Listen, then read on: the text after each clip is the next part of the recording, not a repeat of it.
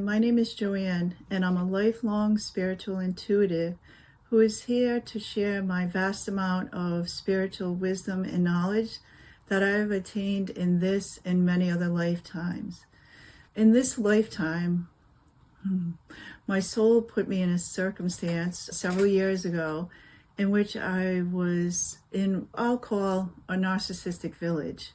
And those of you who are empaths know that sometimes in your life you are likely to meet a narcissist. And an empath is a person who lives from love and compassion and desires to help others. A narcissist is a person who does not live from love, does not desire to help others, and is self-serving. And their main goals are to get money and fame and have people honor them and almost worship them. They're like polar opposites. A few years ago, while writing on social media, I found myself in what I would call a village of narcissists. And it was a very difficult time for me because, as they say, the light in certain people irritates the demons in others. And I am a light worker. I've known this since my early 20s. And I've worked on increasing my light and aligning my light to Christ's light and to Christ's love. And I've worked on myself a lot. I know I have powerful light. It's what I wanted, so I could use it to benefit my life and to help others. And it's something that I've worked on for a long period of time. When I was among this group of narcissists, they were unkind, to say the least, and it was a very difficult experience. But I observed the way that they behaved, and I used every negative thing that was thrown at me to increase my power, which is something for any of you watching this video can do. That any negative situation in life, you can look for, and it sounds difficult at the time, but what gifts is this presenting to me? In what way can I reframe this whole circumstance to make my life better? In one way, can this circumstance make me more compassionate? Can this circumstance really let me step into my power? And that's what this experience did for me. It helped me step into my power and helped me set extremely firm boundaries. I always had boundaries, but made them firm, and then able to really learn about a group of people that I've run into here and there before, but never to this extent, how they worked. And what happens is, in narcissists, from a spiritual perspective, they have dark attachments to them, meaning they have an entity of some kind that uses them as a puppet to get what the entity desires. And as I said, I'm a lifelong spiritual intuitive. I've studied a lot of different things, and I know about the dark forces. As a light worker, you have to learn about the dark forces because we're here to illuminate the world. And in order to illuminate the world properly, to awaken the consciousness of humanity, it's important to know how the dark forces work.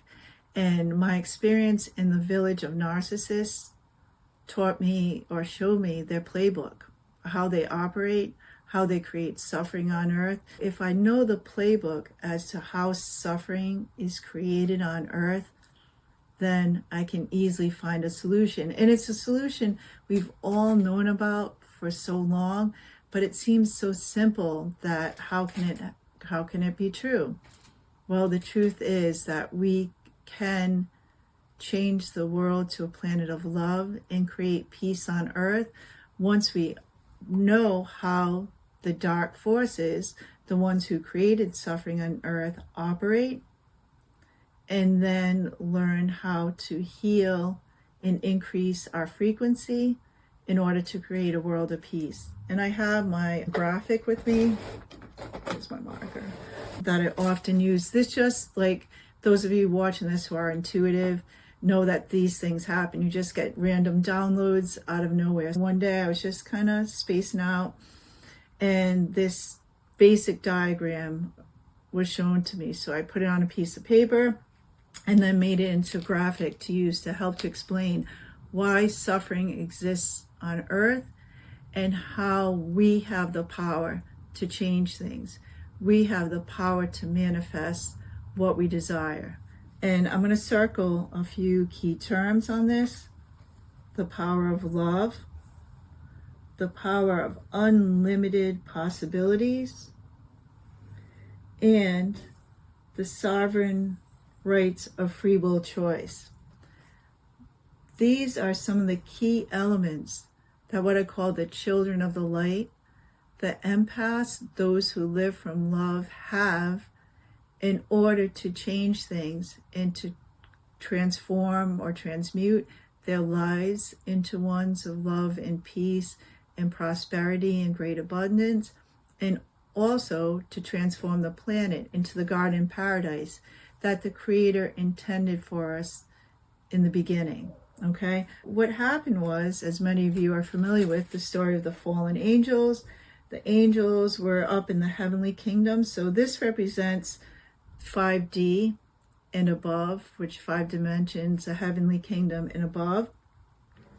And below here represents 3D earth and the matrix, which is the illusionary world of suffering created by the fallen angels and their bloodline. What happened, however many millions and millions of years ago, there were these angels that fell from grace. They didn't want to live in the love and light of the Creator anymore. What I see it as that we all have souls, and our souls are love and light frequencies, okay? And so what the fallen angels did to fall away from the Creator, they had to turn off the pilot switch of love and light of their soul, and then they fell into density. But as those of you who are familiar with like a chi or ki energy, the soul is that the energy, the life force energy, the soul energy. How would the fallen angels exist in this reality now that they've turned off the power supply to their soul, the power to supply to who they are? That's when they needed to use others. They needed to take or siphon the energy from other people or other beings in order for them to supply. It's kind of like taking all the gas out of a car. They have no gas anymore. So they I don't know if they do it anymore, but they would take, I remember seeing a video a while ago where someone would take the gas out of another person's tank and put it in their car so they could drive and not buy any gas. That's what it's like. And the village of narcissists, what they do to people like me who have a lot of light, they kind of pull on our energy and siphon it to use it for themselves, because narcissists have these dark attachments and that exist in there because the narcissists have that pilot switch turned off to the love and light of their souls. And then they have these dark energies running them that are attached in their energy field, and they need this intake of energy from other people in order to function from day to day because they turned off their own power supply. I know it's really weird. And an empath like me, I can't fathom that, but it truly does exist. And then when the people who were basically attacking me online, and I'm unfortunately find out this is so much more common than I ever thought before, I could look into their energy fields, okay? And I could see what was going on because I'm intuitive and I've worked my whole life or most of my life to increase my intuitive skills. And I could see their energy, and every single one of them, they had a closed heart. And from the ones whose energy I saw, they never received love from their mothers, okay? This is highly traumatic to a child who doesn't get love properly. And then I could see in some of them there were abuse issues and there were other traumas. What happens is when a person is traumatized, when a child is traumatized, energetically, it creates holes in their energy field. Okay? When we're up here and when we're souls, we're so powerful in our purified love and light that none of these dark energies from below can even approach us, because they don't have the energy of love. They have to stay down in these lower vibrational energies. All right? And so when we're up here, our energy fields are fully, they're whole, let's say, and they're complete, and they're powerful with love and light. What happens to a traumatized child is that energy field that they first came into the earth with, and then when we incarnate, we get into a net of programming, which causes us difficulties and takes us away from the garden paradise that is encoded in our DNA. That encoded garden paradise and heavenly kingdom frequencies that we have in our DNA, that's still in our DNA, it gets silenced. It gets quieted. It doesn't operate because there's what Mary Magdalene calls an overcoat or a blanket of suppression that's placed upon our souls so that it doesn't operate fully in 3D. And then if a child gets traumatized at a young age, their energy field further gets compromised and there are holes in it. And I'm going to tell you a story as how I know, or how I saw how the dark energy gets into a person. Several years ago, I was working with another intuitive that we were actually taking a class on increasing intuition. And after the class ended, she and I stayed in touch because we wanted to read each other and help each other out. Part of the class was that one person read another one and we helped clear energy. It was an amazing class. So we stayed in touch after that. And she was talking to me about a building she used to work in. And she never liked the energy of that building because it was not good. And I don't want to talk about it too much because when I can feel that the energy getting pulled out. But what I saw was that as she was explaining it to me, I saw in my mind what the building looked like. I saw a particular room in the building and there was dark energy in it. And the dark energy moved like a line right into her, to the place in her energy field where she had a low vibration, whether it was guilt, sadness, shame, anger, whatever. That's what the dark forces do. They look for any openings, any imbalances, any lower frequencies, so they can get into our energy fields to pull our vibrations down so we can continually remain in the matrix. This is matrix programming down here, and stay in their world of suffering. I saw the narcissists that are the ones, by the way, narcissists are the ones who control the matrix programming. They run the matrix because, let's be honest, if you have a loving heart and you're an empath, you want to heal people. You want people to be happy. You want people to be loved. You don't like suffering. You don't, want to see people sad. And that's the way I've always been. And I know that's a characteristic of empaths. These are the exact opposite, because what I saw from the group that attacked me, and then my spirit told me that this applied to those running the matrix, that they come from families in which they were, in some cases, purposely traumatized to keep within the energetics of the family, that control structure. And they were purposely traumatized so their hearts would be closed, so they would run the matrix programming in the world. Because these are people, if you have an open heart, you don't want people suffering. You don't want to start wars. You don't want to make people's food prices go up. You don't want to make their lives very difficult and create suffering and chaos and confusion and anger and grief. All these things are created intentionally as sources of fuel for them to survive, because they don't know how to get that light from inside because they turn the pilot off. However, there's always an opportunity for them to turn the switch back on. And from what I read, narcissists are not the most willing people to work on themselves and want to increase their frequency and help other people. I think this is because of the dark attachments who run them want to keep siphoning energy through them and then want them to suffer too. It's like a win-win for the dark energies, but for the person, they're like a lost soul, and they get their greatest happiness by seeing others suffer.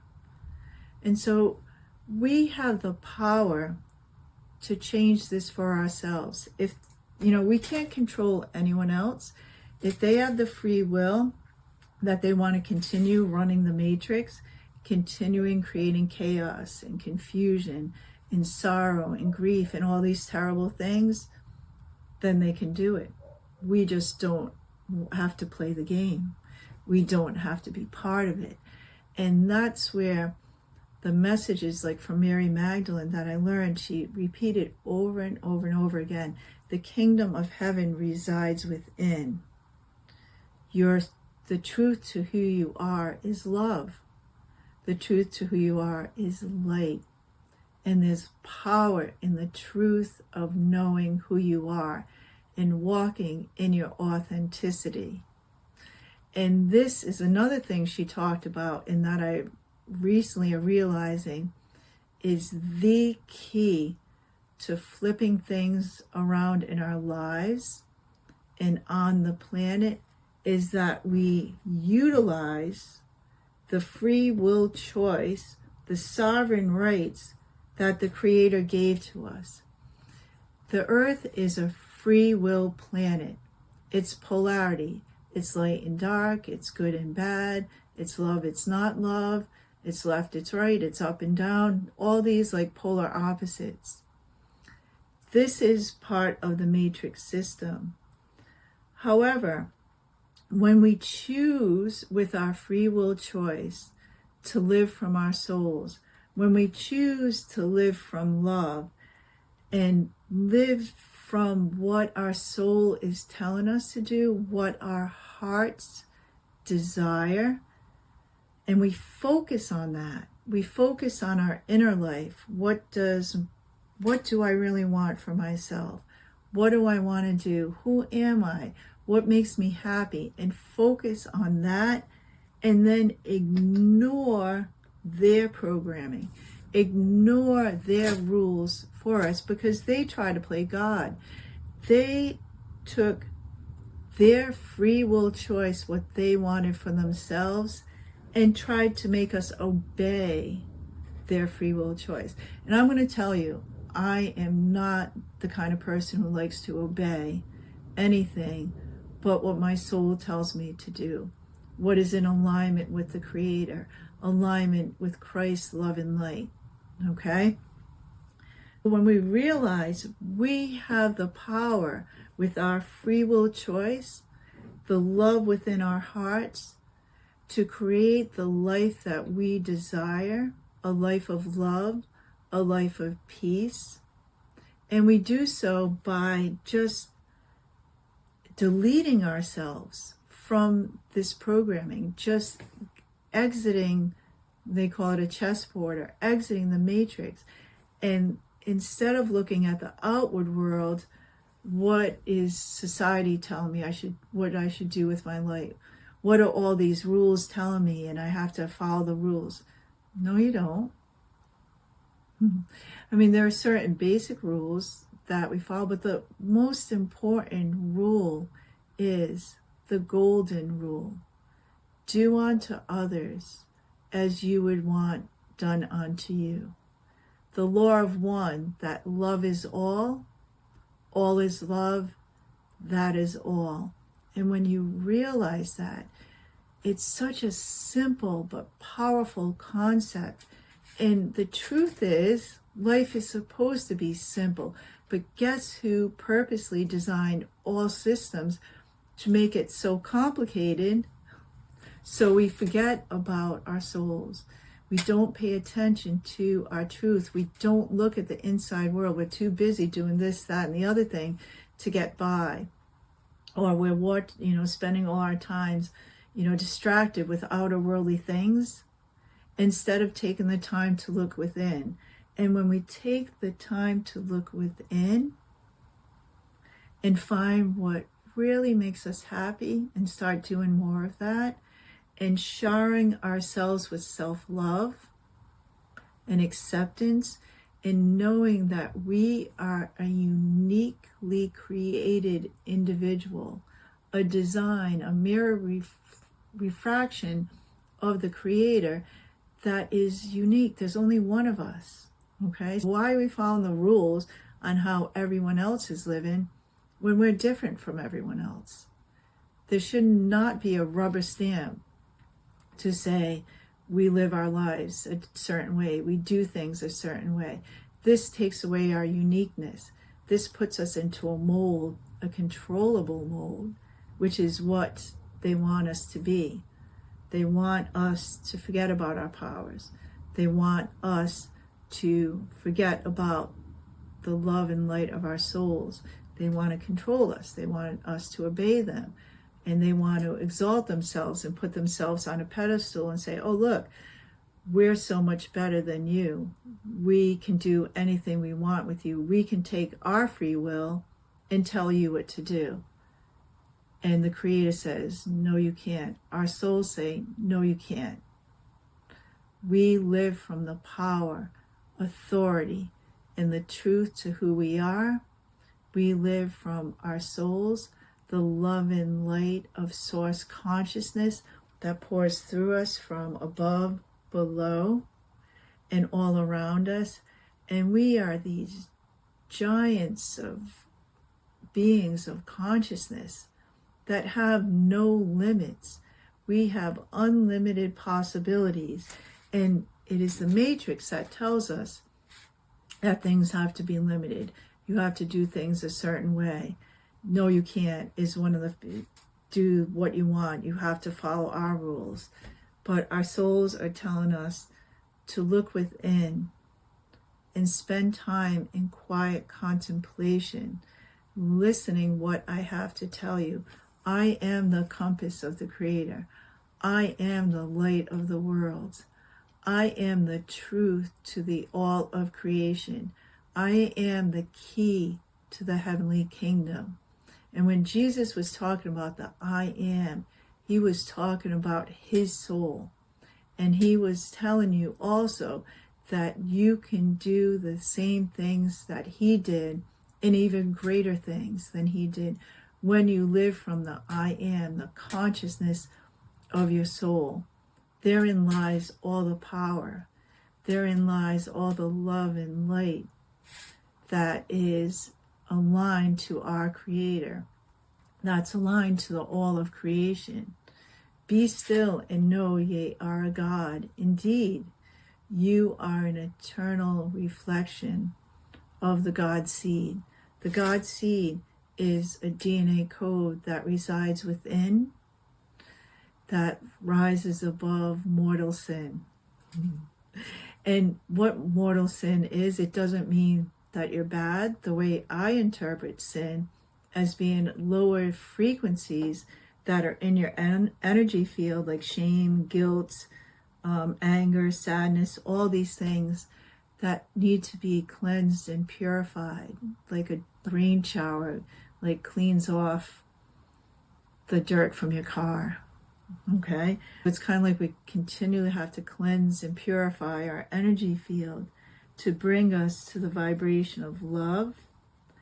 And we have to use our free will choice every single day to choose what's in alignment with our souls, what our souls are calling us to do, to be, to live from our authenticity.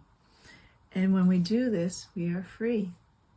And the matrix becomes irrelevant because we do not listen to it anymore. We do not listen to their rules or their programming that want to keep us in the lower frequencies so that they can live using us, using our energy, and also trying to take away all that is good from us so that they can feel like they're powerful. They can feel like they're these great beings, that they can feel like they're gods. But it is an illusion. It is true, we all, when we have source consciousness and live from source consciousness, we're aligned to the Creator. And as Jesus said, be still and know ye are a God. But you have to have that pilot light turned on. You have to be living in your soul, in your love and light, like the empaths, like the people with good hearts, like the people who want to help others. And when you're living and existing to harm others, when you're living and existing to push others down, when you're living and existing from a false patriarchal power structure in which you put yourself above other people, this is an illusion. And I'm cutting right through the illusion with the straight truth that we have the power of love and light, source consciousness in our beings. And we are all this glorious and resplendent soul energy. And when we live from it, we part the Red Sea, we're led out of Egypt, and we are free.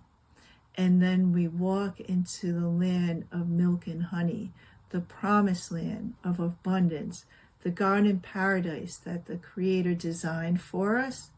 We have the power and authority to create it in living in love, in living in truth, in standing in our free will choice, in choosing to live this way. And that is how we end suffering upon the earth. The more of us who exit the matrix and choose this for ourselves, we stand in this high vibrational frequency of consciousness that ripples out to others and invites them to join us. Because when others see how good our lives are, they want to be like us. They want to have that life too. And we can show them how we created it. From the love and light consciousness of our souls that we chose to live in and walk in every single day. And we choose to be kind. And, it's a great misnomer by those who dwell in the matrix programming that kindness is a weakness, when in truth, kindness is a supreme strength because it comes from a place of consciousness and alignment to our souls and our creators. And it is so beautiful and powerful that it can change the world. And that is what I hope I am inspiring you to do, to be a part of what is needed to change your life into a life that is beautiful, and to be the change in your life so that you can ripple that out to change the world to a world of love and a world of peace, a world of unlimited possibilities in which we stand in our sovereignty. Be still and know ye are a God indeed. Thank you.